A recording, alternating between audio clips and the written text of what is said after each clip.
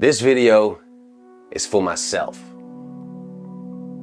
Photography has taught me a new appreciation for life. So many of my recent learnings come from this book.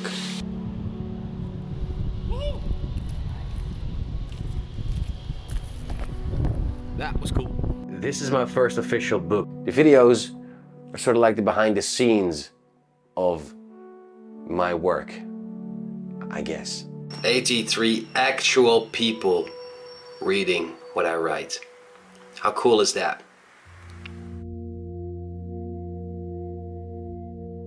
This video is for myself to look back on in 1 year, maybe 10 years, 20 years, and see how much has changed or how much hasn't changed. It's a record of my current internal states and everything that's going on in my life right now, all the stuff I'm going through. I currently live in my hometown, Amersfoort, in the Netherlands, where I grew up. I live in an apartment on the 5th floor with a view over the city.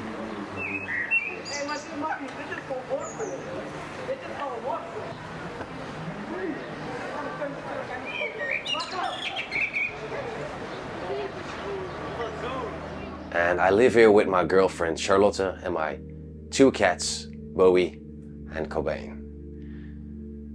I currently do not have a desire to become a father. Those 2 cats are more than enough responsibility, at least for now. What's up, guys? Do you want something? Are you hungry? You want to get some broodjes? Want to get some broodjes? Right? Let's go and get some broodjes. Let's go.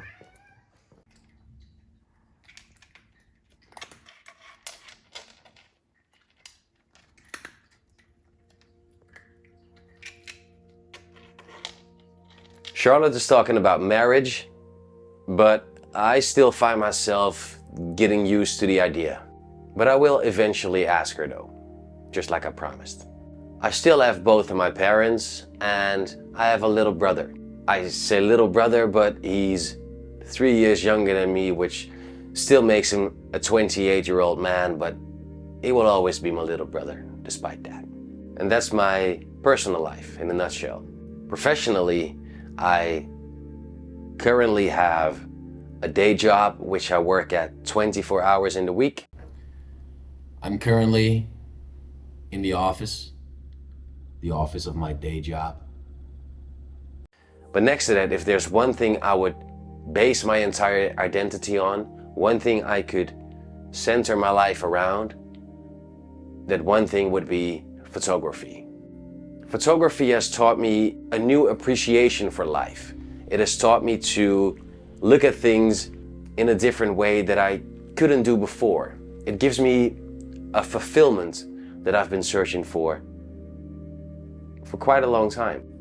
Before I learned photography, before I got to know photography, I traveled to a bunch of beautiful places in the world, but I didn't take any photos, which is not just about the pretty pictures you take home, but also so much about the way you look at a place, the way you learn to see it and appreciate it for what it is.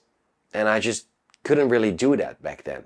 Even though the camera in my hand is just a tool and making photos is just a fun activity, the camera also provides you with a license to see, which is a quote I borrowed from the great Joel Meyerowitz.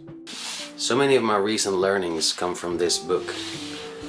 A lot of the things I now think about photography originate from Joel's work. It all starts with the first chapter. Once you have a camera in your hand, you have a license to see. Seeing is what photography is all about. You learn about yourself and the world around you.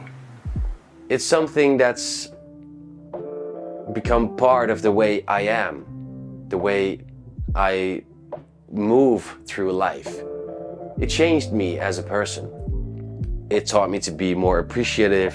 It taught me to look more closely. It gives me a reason to be somewhere, to go somewhere. With photography as my craft of choice, I currently have two products, so to speak. The first one being these videos, of which I'm not really sure where I want to take it. The ideas are not really fleshed out yet, but that's okay. For now, they're just records of whatever I'm going through, just like this video is. It's the extra context behind and around the photos that you couldn't quite get from a still image. So we just walked around for about like hour and a half. Going back to the hotel right now. Catch up on some sleep because I didn't get much last night.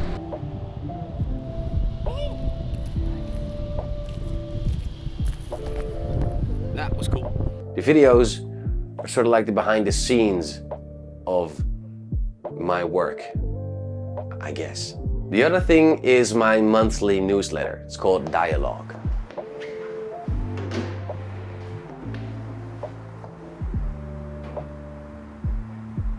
It's a newsletter about photography, but I try to write a few words each month about the things I went through and the things I've learned. Sometimes it's a photo essay that I want to share of something that I've seen. The contrast between all these things is what caught my attention.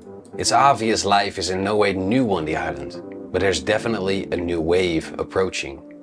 The first disturbances can already be felt in the water, like an undercurrent that tries to grab you by your feet. Sometimes it's just a fictionalized version of the true events that happened in the past month. Brain fog. I wake up in an all-encompassing darkness that makes me question if I have even opened my eyes. The lack of vision seems to have heightened my sense of hearing because I'm immediately made aware of a howling wind around the house. I lay still on my back for a minute, observing the sound, and notice a lack of drops hitting the roof. Other times, I try to share some sort of message that I hope resonates with other people as well. I still have days where I'm unsure what images to make. It's easy to get distracted by the thought that my work needs to fulfill some function or needs a deeper meaning beyond just being pretty. Aiming for those things can be good, but having that aim paralyze you into doing nothing until you find that thing certainly isn't. I learned that it's pointless to wait for great ideas or grand plans to present themselves to you. They just won't. I currently have 80-ish subscribers, which is a good number for me. Let me see how many I actually have. Newsletter subscription is subscribed, apply filters. 83 newsletter subscribers. 83 actual people reading what I write.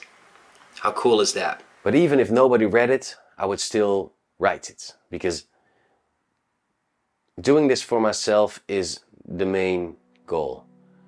The goal of the newsletter is to be myself. It allows me to not having to be some digital persona for internet points, but just let everything be as it is, with all the good things and all the flaws, and that should be enough.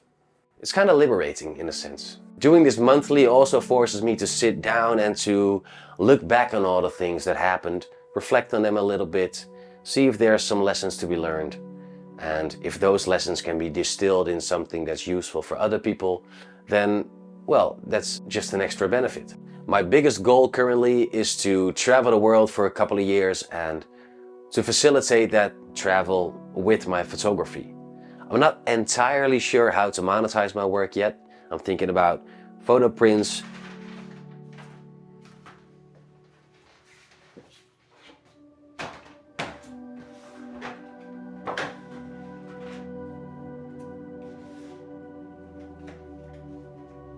photo books. My first book is currently already out. It's called The Ontluiking, or The Efflorescence in English.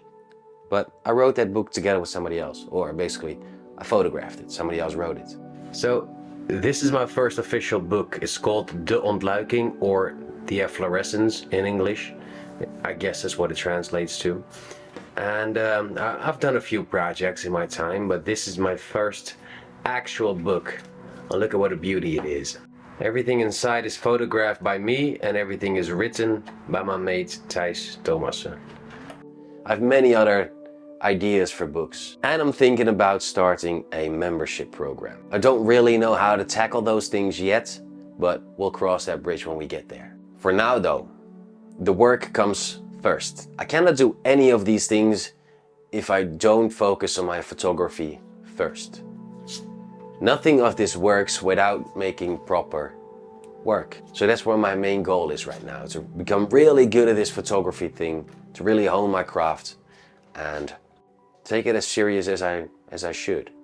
I hope that with the help of my photography I will be able to tell the stories that happen around me, and eventually stories a little further from home as well. But before I can embark on any of these great travels, I'll have to focus on the stories around me first. Because if I cannot tell those stories, how will I be able to tell the other ones? So, I'm currently 31 years old. I found my craft, I found my outlets, and now I just gotta go out and do it.